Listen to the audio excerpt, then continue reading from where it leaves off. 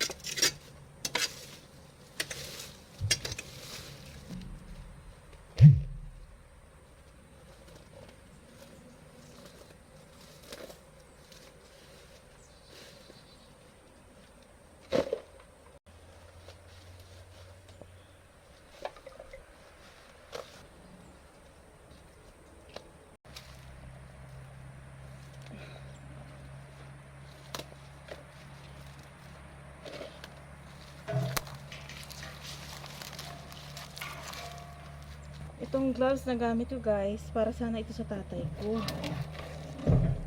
Papadala namin. Kaso wala akong gloves, kaya ginamit ko na lang.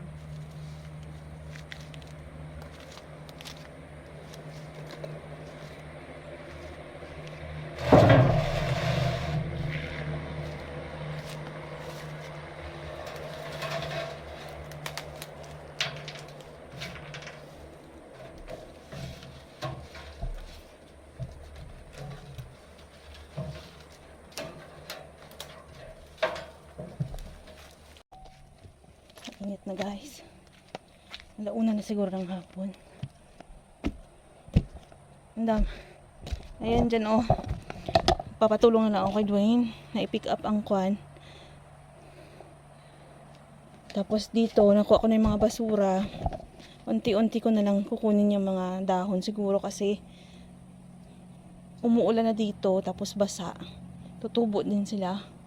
Hahayaan na lang natin yung mga kwan siguro. Yung mga ganyan lang yung mga damo yung kukunin.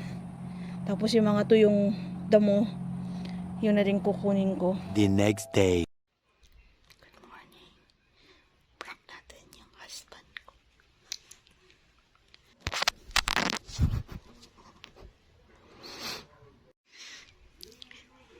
Nasa sala na pala siya. Kala ko nasa labas pa.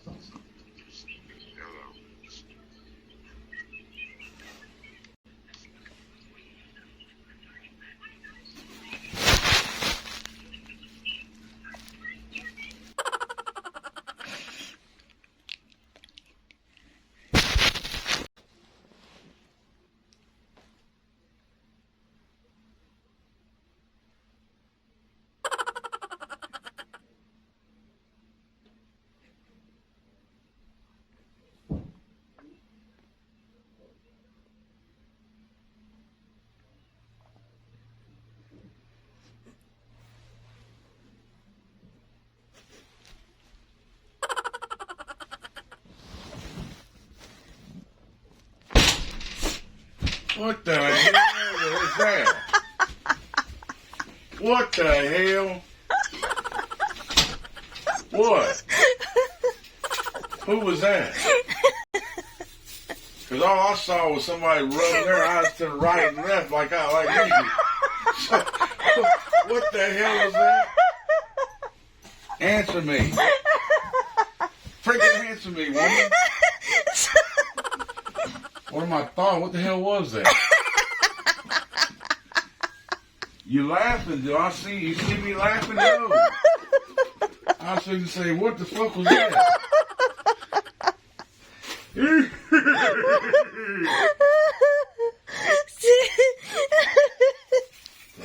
They planned about that. They said, "Oh, why you should want to prank Tito?" I said, "Okay, we will try." What did they do? Oh, what? Background. Good morning. So, you're not the only one making stupid shit like that.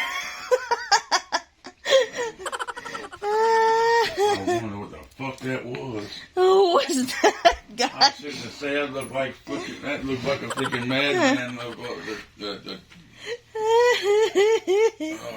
Say hi to my video. Good morning. You're just having all shook. You're all full of shits and giggles this morning, ain't you? Mm-hmm. Why is it so freaking cold up in here? Yes, it's cold. So, good morning. So, naprank ko na si Moray. So, try nyo din yun. Sa mga husband din nyo. Man, I thought that was